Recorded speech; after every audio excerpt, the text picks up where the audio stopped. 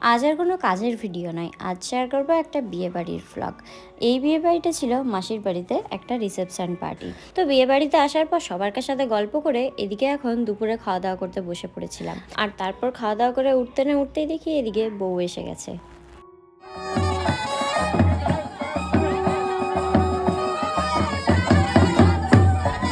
আর এই যে তারপর দেখা হলো আমার এই পুচকি মাসির সাথে। আর আমার মামা বাড়ির ওখানেই ছিল এই মাসির বাড়ি, তাই ভাবলাম এখন মামা বাড়ি চলে যাই, যেহেতু সন্ধ্যাবেলায় রেডি হয়ে ওখান থেকে আসতে হবে মাসির বাড়ি, তাই মাঝে একটু রেস্টও পেয়ে যাব। কিন্তু আসার পথে এই পলাশ ফুলগুলো দেখে লোভ না সামলাতে পেরে তো দুজনে দাঁড়িয়েই পড়েছিলাম।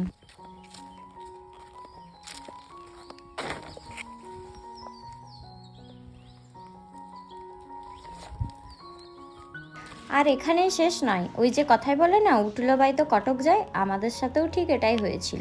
মাঝ রাস্তা থেকে দুজনের কি মন গেল যে রন্ডিয়া থেকে ঘুরে আসি, তাই যেমন ভাবা তেমন কাজ, চলেও এলাম সেখানে। এখন মনে হচ্ছে এসে বেশ ভালোই হলো, কারণ যে টাইমে এসেছিলাম আর একটু পরেই হচ্ছিল সানসেট। আর এখানে বেশ কয়েকটা সুন্দর সুন্দর ফটো ভিডিও তুলে নিয়ে এখন চলে গেলাম গেটের কাছে। আর এখান থেকে ভাবলাম একটা ভিডিও বানাবো, কিন্তু জলের যা স্রোত আমার তো যেতেই ভয় লাগছিল, তাও ভয়ে ভয়ে এই ভিডিওটা করেছি।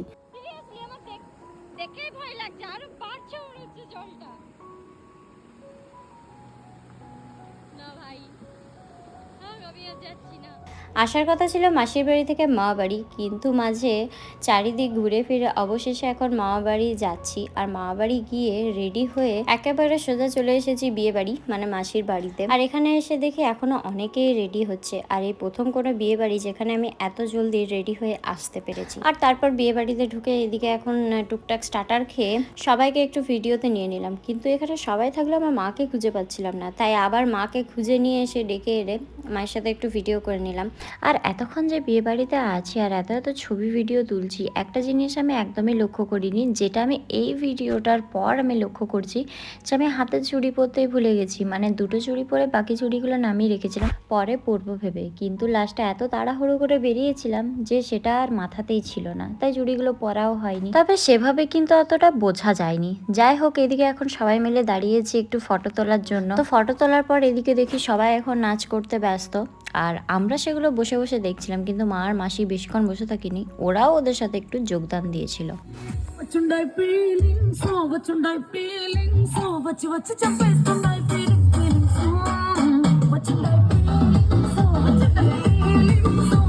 যাই হোক, এদিকে নাচ গান শেষ করে এখন বসে পড়লাম খাওয়া দাওয়া করতে। আর এই প্রথমবার আমি বাদরকে এত নাচতে দেখলাম, মানে ও যে কি আনন্দ পেয়েছে কি জানি, মানে শুরু থেকে শেষ অব্দি ও নেচেই গেছে। যাই হোক, আজকের ভ্লগটা এই বাদর নাচ দিয়েই শেষ করলাম। কেমন লাগলো জানিও।